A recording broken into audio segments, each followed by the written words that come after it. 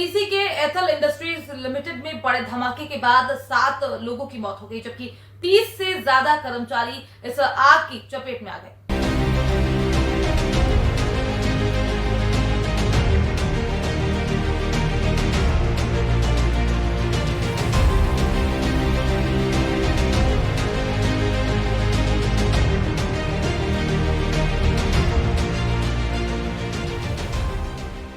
29 नवंबर की रात करीबन 1:30 पर केमिकल स्टोरेज टैंक में धमाका होता है। उस धमाके के बाद चंद मिनटों में कई धमाके हुए, जिससे आसपास के इलाकों में रहने वाले लोग घर से बाहर निकल आए। एथल इंडस्ट्रीज लिमिटेड कंपनी में उस रात करीबन 100 से ज्यादा कर्मचारी फैक्ट्री के अंदर थे। चंद मिनटों में कई धमाके के बाद केमिकल टैंक फटने से आग लग गई। आग लगने के बाद आसपास काम कर रहे कर्मचारी पूरी तरह आग की चपेट में आ गए थे। आग लगने के बाद फायर की कई गाड़ियां घटना स्थल पर पहुंची। आग को काबू में करने के लिए अलग अलग फायर ब्रिगेड के जवानों की मदद से कई घंटों के बाद आग पर काबू पाया गया। टैंक फटने से 35 से ज्यादा कर्मचारी पूरी तरह जल गए, जिन्हें फौरन इलाज के लिए अलग अलग अस्पतालों में भर्ती करवाया गया। 24 घंटे बीत गए थे, लेकिन कई कर्मचारी लापता थे। कंपनी और कॉन्ट्रैक्टर के जवाबदार व्यक्ति कोई जवाब नहीं दे रहे थे। गुरुवार को करीबन 1 बजे के आसपास 7 की डेड बॉडी बाहर निकालने की कोशिश की गई, लेकिन फैक्ट्री मालिक सफल नहीं हुए। फैक्ट्री के बाहर पत्रकार पहरा दे रहे थे, जिसकी वजह से 7 के मरने की मीडिया को बात बताई गई थी। सुबह इन 7 के कंकाल को एम्बुलेंस के जरिए पीएम के लिए सूरत सिविल अस्पताल भेज दिया गया। 7 कर्मचारियों की मौत पर पर्दा डालने के लिए कंपनी द्वारा प्रेस ब्रीफिंग करने के लिए पत्रकारों को फैक्ट्री पर बुलाया गया, जहां 2 बजे के बाद Dakshin Gujarat dyeing and printing processor association president और एथल इंडस्ट्रीज लिमिटेड के इंडिपेंडेंट डायरेक्टर जीतू वखारिया ने पत्रकारों को बताया कि फैक्ट्री में जो कुछ हुआ वो दुर्घटना थी। मैं जीतू भाई वखारिया, मैं president south Gujarat textile processors association का मैं प्रेसिडेंट हूँ और मैं इस कंपनी का इंडिपेंडेंट डायरेक्टर में हूँ।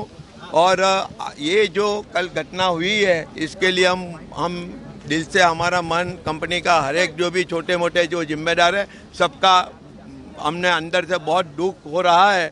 लेकिन ये घटना हुई है तो उसके पीछे अभी हम लोग क्या कर सकते हैं, कंपनी क्या कर सकती है, तो उसके लिए सबसे पहले जो भी है वो जो अभी समझो कि बीमार है या उसको कुछ भी इंजरी हुई है, तो उसके लिए हम जितने भी हॉस्पिटल में है या ट्रीटमेंट के अंदर है, उसको बेस्ट अवेलेबल ट्रीटमेंट मिलेगा, उसके लिए हम चिंतित है और वो अकॉर्डिंगली हमने चालू किया हुआ है।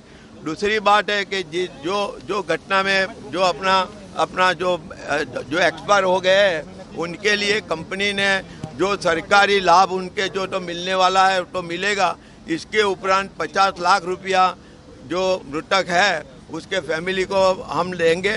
दूसरी बात कि अगर उनके फैमिली में से कोई दूसरा आदमी को अगर कंपनी में काम करने में इंटरेस्टेड है तो उसको भी हम रखेंगे।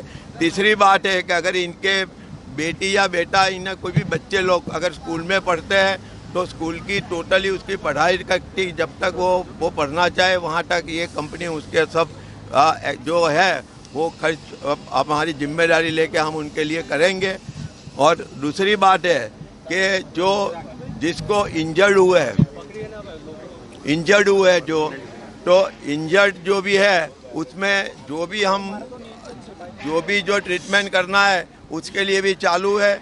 और जो इंजर्ड है उसके लिए हम लोग 25 लाख रुपया, जो इंजर्ड है उसके लिए जो भी उसको सरकारी के ESI का या प्रोविडेंट फंड का या दूसरे जो मिलेंगे, इसके उपरांत हम 25 लाख रुपया भी उनको देंगे। और जिसको परमानेंट डिसेबिलिटी है उसके लिए भी हम लोग ने स्पेशल प्रावधान किया हुआ है, तो वो हिसाब से हमने आज नक्की किया हुआ है।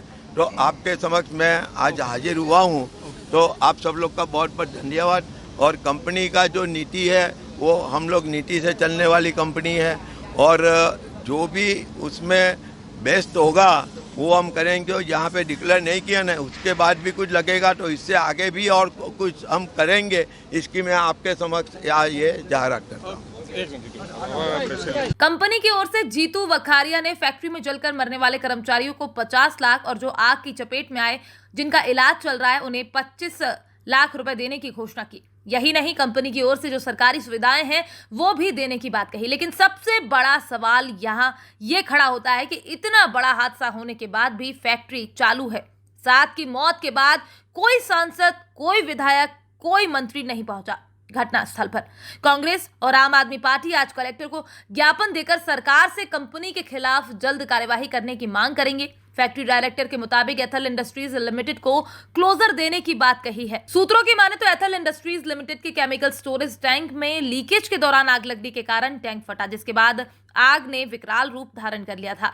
कॉन्ट्रैक्ट पर काम करने वाले कर्मचारियों के मुताबिक कोई सेफ्टी इक्विपमेंट प्रोवाइड नहीं किया गया था, जिसके चलते ये बड़ा हादसा हो गया। सचिन की एथर केमिकल फैक्ट्री जहां पर 24 घंटे पहले जो है रात के 1:30 बजे थे, उस समय ब्लास्ट हुआ था और ब्लास्ट में करीबन 35 से ज़्यादा जो कर्मचारी थे वो आग की चपेट में आए थे, जिसमें से 7 लोगों की मृत्यु हो चुकी है। मृत्यु होने के बाद जो है उनको फॉरेंसिक रिपोर्ट के लिए सिविल अस्पताल भेजा गया है। हाल जो है कंपनी के बोर्ड ऑफ डायरेक्टर जीतू वाखरिया जो है यहाँ पर उन्होंने प्रेस कॉन्फ्रेंस किया। बाकायदा उन्होंने एक प्रेस रिलीज़ की जिसमें उन्होंने इंजरी जो मजदूर हैं उनको 25 लाख रुपए देने का कहीं ना कहीं उनका एक यहाँ पर मीडिया के सामने प्रत्यक्ष रखा। इसके अलावा जिनकी मृत्यु हो चुकी है उनको 50 लाख रुपए प्लस जो गवर्नमेंट के सारे जो कायदा में आते हैं वो देने की बात कही है। हमारे साथ जो है कांग्रेस के पूर्व कॉर्पोरेटर असलम साइकिल वाले यहाँ पर मौजूद हैं। जिस तरह से में ब्लास्ट हुआ, लोगों की मौत हुई है, मजदूरों की मौत हुई है, कहीं ना कहीं उस पर मलहम लगाया जा रहा है या फिर एक्चुअल फैक्टर क्या है इसका? देखो, जो घटना घटी है वो दुखद है। जो 7 जन की मृत्यु है उनके परिवार के साथ हमारी पूरी संवेदनाएं, दुखद घटना है, उनके आत्मा को शांति मिले। 27 जो अभी इंजर्ड है और उसमें कुछ जीवन मरण के बीच में झोला खा रहे, हम प्रार्थना करते हैं परम कृपालु परमात्मा से कि वो जल्द अच्छे हो जाए। लेकिन जिस हिसाब से बोर्ड ऑफ डायरेक्टर जो है जीतू वाखारिया जी ने जाहिरात की कि जो मृत्यु पाए उसको हम 50 लाख देंगे, जो इजाग्रस्त उनको 25 लाख देंगे, उनको नौकरी भी देंगे, तो ये सब बातें बोलने के लिए अच्छी है। ये देश में आईपीसी कलम है, न्याय मंदिर है, कोर्ट है, कचहरी है। जो पैसे से सब मैनेज होता होगा तो वो सबको ताले मारना पड़ेगा। जो इनकी बेदरकारी है, इन्होंने बोर्ड लिखा है कि our safety is for ever, safety first always and for ever. मैं बोलता हूँ कहीं ना कहीं इनकी सलामती सुरक्षा में चूक हुई है और उनकी वो बेदरकारी की वजह से ये 7 जन की मृत्यु हुई और 27 जन आज जीवन मरण के बीच में झोला खा रहे हैं। खास करके अगर बात करें तो पिछले साल भी कहीं ना कहीं सचिन में फैक्ट्री में ब्लास्ट हुआ था, उसमें भी मृत्यु हुई थी। लेकिन सबसे अहम सवाल है, जो फैक्ट्री में इंस्पेक्टर जो है, फैक्ट्री इंस्पेक्टर की जाँच करनी होती है वो अब तक नहीं हुई है। क्या वजह है जिसकी वजह से ब्लास्ट हुआ? ये कोई मामला अभी तक? मैं वही कहता हूँ कि सरकार के कायदे हैं, लेकिन लगता है कि ये शासन के अंदर वो सरकार के कायदे सिर्फ चौपड़ियों में, पुस्तकों में अच्छे लग रहे हैं। उसको प्रैक्टिकल कड़काई से काम लेना पड़ेगा। और एथर कंपनी ने की जो बेदरकारी की वजह से ये बनाव बना है, तो आईपीसी 304 मानववध का गुना दाखिल होना चाहिए। सरकार को गुना दाखिल करना चाहिए, सरकार को फरियादी बनना चाहिए और इसके जो भी जवाबदार है बोर्ड ऑफ डायरेक्टर, यहाँ का जो भी मैनेजमेंट है, उसको जेल के पीछे डालना चाहिए। खास करके 2 सबसे अहम सवाल है। मृत्यु हो चुकी है, पैसा जो उन्होंने अनाउंस किया है वो मिल जाएगा, ठीक है, लेकिन सबसे अहम सवाल है कि जो इसमें बोर्ड ऑफ डायरेक्टर हैं, जिसमें जीतू वाखरिया हैं और कमल भाई भी हैं, जो कि ऑलरेडी दोनों इसमें डायरेक्टर हैं, और इसके बावजूद भी जो टैंक में ब्लास्ट हुआ है उसकी एक्सपायरी जो है कहीं ना कहीं होने की बात सामने है, जो दीपावली तक चेंज करना था। क्या लगता है इसमें कोई बड़ी लापरवाही बरती गई है? मैं वही कह रहा हूँ कि देखो, इसकी तलस्पर्शी निष्पक्ष तटस्थ तपास हो तो सत्य बाहर आएगा। आज भले हम ऐसा समझ रहे कि 7 जन की मृत्यु हुई है, खरेखर उस समय पे कितने श्रमिक काम कर रहे थे वो तो कंपनी को पता होगा। उनके सीसीटीवी दीवार को पहले तो पुलिस को कब्जे लेना चाहिए और ये चेक करना चाहिए कि कितने एम्प्लॉय वहाँ काम कर रहे थे, कितने हाजिर थे। पर मैं मानता हूँ कि देखो, इसमें पुलिस तंत्र, सरकारी तंत्र कोई भी राज के दबाव में आए बिना जो कड़क हाथ से काम लेगा तो ये दूसरी कंपनी वाले भी सलामती सुरक्षा पे पूरा ध्यान देंगे। बाकी यहाँ जो काम करने वाला आदमी है, व्यक्ति है, कामदार है, वो आप भी देख लो कि हम आज की तारीख में हम खड़े रह नहीं सकते। दूसरी आपको एक विकटता बताओ तो आज पेपरों में आया है कि सरकार ने इनको क्लोजर नोटिस दी कि प्लांट बंद रखे, पर आप देख रहे हैं कि एक ही प्लॉट पे प्लांट एक चालू ही है ऑलरेडी इनका, यही कंपनी में। तो ये बता रहे कि सरकारी विभाग जो है वो आँख पे पट्टी बांध बैठा है, उनकी मानवता नहीं है।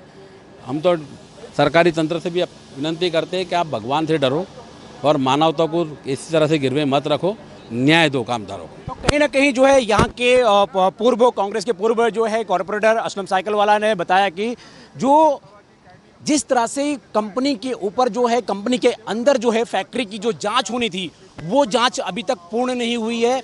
जो एफआईआर दर्ज होनी चाहिए जिसमें वो नहीं अभी तक हुई है। हालांकि आपको ये फैक्ट्री यही दिखा देते हैं, जो फैक्ट्री सील होनी चाहिए वो अभी तक चालू है फैक्ट्री। ये आप देख सकते हैं कि एथर जो इंडस्ट्रीज लिमिटेड कंपनी है और इसी इंडस्ट्रीज में 24 घंटे पहले जो है इसी एक केमिकल टैंक में ब्लास्ट हुआ था और ब्लास्ट इतना खतरनाक था कि करीबन 4 से 3 किलोमीटर जो है उसकी जो भनक है, लोगों को जो एक कंपन है वो कहीं ना कहीं सुनाई पड़ी थी। आग की जो लपेटें थी वो कहीं नहीं दूर दूर तक दिखाई दे रही थी, जिसकी वजह से करीबन 35 से 40 जो है इसमें कर्मचारी काम करने वाले जो थे वो कहीं ना कहीं झुलस गए थे, जिनको तात्कालिक जो है अलग अलग जो है प्राइवेट और गवर्नमेंट अस्पताल में भर्ती कराया गया है, जिनका इलाज हो रहा है। हालांकि आज सुबह करीबन 12 से 1 के बीच में जब काफ़ी ज़्यादा प्रेशर कंपनी पे हुआ तो जाकर जो है जो 7 लोगों की मृत्यु हुई उनके कंकाल जो है बाहर निकालकर एम्बुलेंस के द्वारा जो है सूरत सिविल फॉरेंसिक रिपोर्ट के लिए लाया गया है। तो हालांकि अब देखना होगा कि इस पूरे मामले को लेकर राज्य सरकार जो है क्या कुछ इस पर कार्रवाई करती है, क्या कोई कमेटी बनाती है, ये इस पर सबसे अहम सवाल खड़ा होता है। तो कहीं ना कहीं एक बार फिर आपको बता दें कि पिछले साल भी सेम सचिन जीआईडीसी के हद में जो है एक ब्लास्ट हुआ था जिसमें 2 लोगों की मौत हुई थी। उसके बाद फिर एक बार जो है कहीं ना कहीं ब्लास्ट का मामला जो है सामने आता है। हमेशा की तरह कहीं ना कहीं मजदूरों के उनके ऊपर जो है मलहम लगा दिया जाता है, कोई एफआईआर दर्ज नहीं होती है, कोई कार्रवाई नहीं होती है। यही वजह है कि लगातार जो है कर्मचारी जो है मांग करते हैं, उनकी जो मांग होती है वो पूरी नहीं होती है। हाल में जो है प्रेसिडेंट जो है जीतू वाखारिया और इस कंपनी के डायरेक्टर जो इंडिपेंडेंट डायरेक्टर हैं उन्होंने जो है अनाउंसमेंट किया है जो 25 लाख और 50 लाख का वो देने की बात कही है, लेकिन ये साइंटिफिक नहीं कह सकते कि आखिर ये उन तक कब पहुंचेगा और कब दिया जाएगा। हालांकि सबसे अहम सवाल है कि फैक्ट्री इंस्पेक्टर किस तरह की जांच करती है, जीपीसीबी का क्या इसमें अहम रोल है। इसके अलावा जो है यहाँ पर प्रशासनिक जो तंत्र हैं, कलेक्टर या फिर फैक्ट्री डायरेक्टर, इन सब पे किस तरह का जो है कहीं ना कहीं जांच कमेटी बैठती है, क्या कुछ जांच होती है, ये सबसे अहम सवाल है। सूरत से कैमरामैन सुमित राजपूत के साथ राजेश विश्वकर्मा, ब्यूरो रिपोर्ट, सूरत।